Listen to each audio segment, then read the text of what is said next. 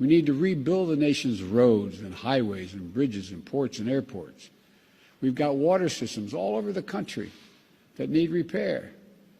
There are over 400,000 schools and daycare centers with lead pipes where the water goes through. 10 million homes. I saw a water project system yesterday in New Orleans that was over 80 years old. It's in need of major overhaul.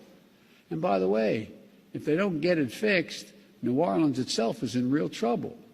Usually when the Saints are away, people who are making groceries fill their baskets with snack foods and alcohol, but not this weekend. Because they say we're not going to have nothing with salt water, and I need something to drink. Do what you got to do, you know, when things get tough. At the Bromart in Belle Chase, it is water everywhere. As far as drinking the water and cooking with it, I'm in fear of that, and so we need to get the water so that we can have fresh water for our cooking and bathing, and even washing our faces and brushing our teeth. So I have a couple of cases at home, but I also have pets that if the salt water does get into our water system, I don't want to be feeding my pets bad water. Bromont managers say normally 4 to 5 pallets are good for a weekend, but today they're putting out 38. Are your suppliers having enough, keeping up with your demand? So far they haven't had any issue. We've gotten everything that we've ordered and more. They've been very helpful. At the Costco, people waited in a long line for their stash of H2O, but at the Sam's in Harvey, it's a different story. They have been out since early this morning. Nothing on the store shelves. Don't know when they're going to get anything in. We got a lady right by the door. If y'all coming for water, don't bother coming in. It was empty. There was nothing there. All these stores are not prepared because these people are panicking. You got kids, you got adults, you got middle-aged people, old citizens that needs water. One shopper was upset after coming from a store in Harahan. It was a swarm of people around the water. I was scared. It's like it's a pandemic all over again, like the tissue. I was scared, Meg, and it's just frightening. Hey YouTube World Harvest, there's plenty of hope all as well. Thanks for stopping by to check out the video. I appreciate it. So man, it's crazy what's going on right now in Louisiana with the salt water problems that they're facing. I did a video 10 months ago, crisis alert, Mississippi River drying up. And it's just so crazy that all of these things are so interrelated. Whoever would have thought that the Mississippi River and the drought, that's drying up will cause New Orleans to have a drinking water problem. And so as we see this article in front of us, it says New Orleans braces for drinking water emergency from drought-stricken Mississippi River. Lingering drought conditions have kept the Mississippi River at abnormally low levels and significantly weakened its flow, allowing salt water to creep in. And so let me just read a little bit of this article for you. It says officials in Louisiana are in a race against time as salt water from the Gulf of Mexico threatens drinking water supplies in New Orleans and in surrounding areas because of unusually low levels in a drought-addled Mississippi River. New Orleans Mayor LaToya Cantrell signed an emergency declaration Friday in response to concerns that salt water encroaching upriver could affect the availability of safe drinking water in the coming weeks. So they're in a race against time. I believe that the Coast Guard and the United States Army Corps of Engineers are working to bring in fresh water to dump inside the Mississippi River and to dump inside their water treatment plants or whatever, to flush the systems and the pipes to get the salt out, and to give them some good drinking water to drink, cook, and bathe with. The article also says excessive salinity in drinking water can cause elevated sodium levels in the body, which increases blood pressure. So I'm sure excessive salt in the body is not good for anyone. As we know, the average human body is about 60% water. Even though those levels could vary depending on the sex of the person, their age, and their physical fitness level, but all things considered, we are about 60% water. And when it comes to water, in the survival rule of threes, you only can survive 3 days without water. So 3 days without drinking water, you're going to be in some serious trouble. So since it's National Preparedness Month, the question is to you: are you prepared? And what's happening right now in Louisiana, even though it has to deal with the Mississippi River, it can happen to anybody at any time, at any place. If you remember the city of Tampa, Florida, like a day or two before the Super Bowl a couple years ago, some hackers hit their water supply system and they tried to poison it. They weren't successful, thank God, but that's a perfect example that it could happen to anybody, any place, at any time. I mean, imagine yourself. You go to bed tonight, everything is perfect.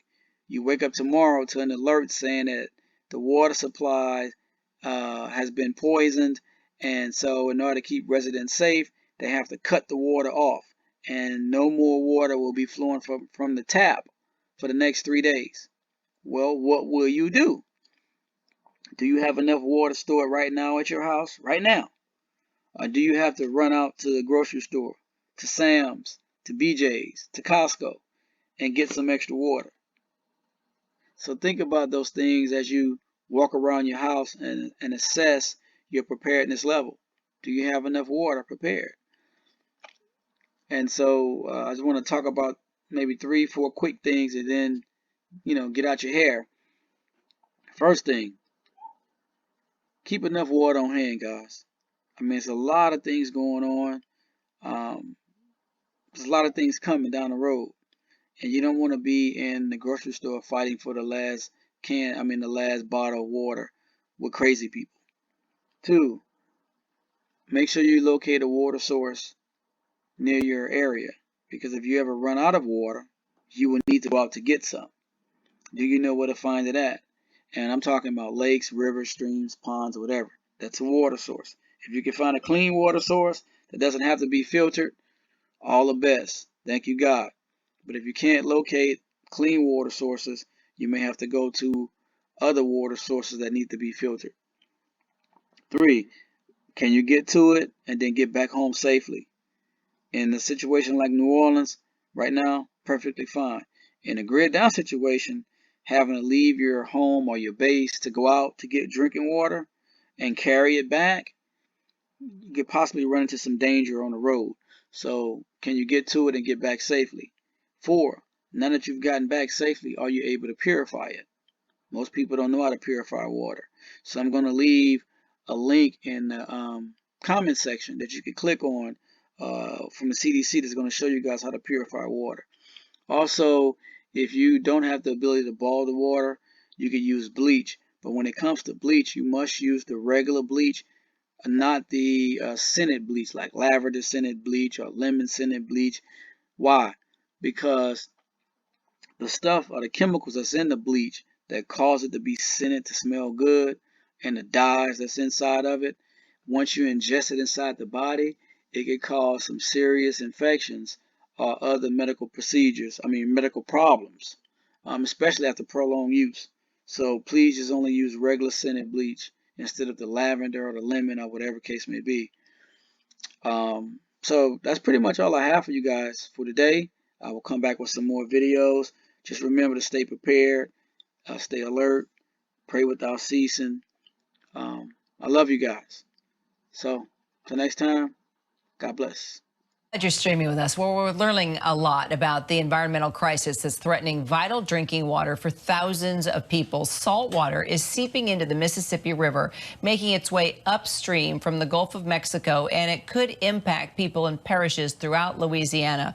And to make matters worse, the volume of the river is expected to fall to historic lows in the next several weeks, making it much easier for salt water to actually move upstream.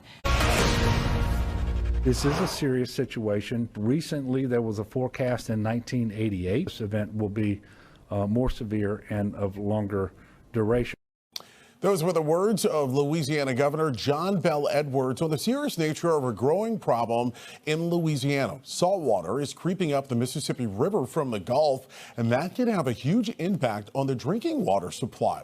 The river level hit record low levels after this summer's drought across much of the central United States. Louisiana is still in an exceptional drought across much of the state.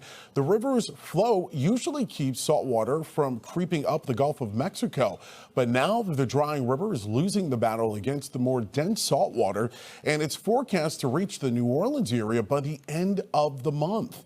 Now, the Army Corps of Engineers is fighting back, adding 15 feet to an underwater levee designed to slow down the intrusion.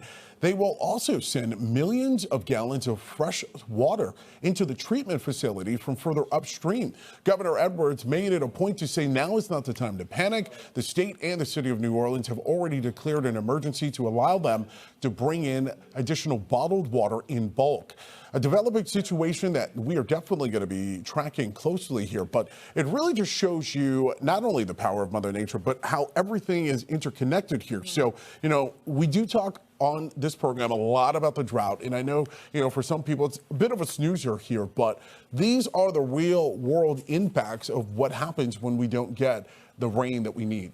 And I think a lot of people don't see the severity of drought until it messes with their everyday life. The ability to get fresh water, the ability to irrigate their farmland. And for the majority of Americans that are not farmers, the fact that you have to change how you landscape your yard. They seem like trivial things, but it's those things that pop up that make people realize the impact of not getting enough rain and having drought set in.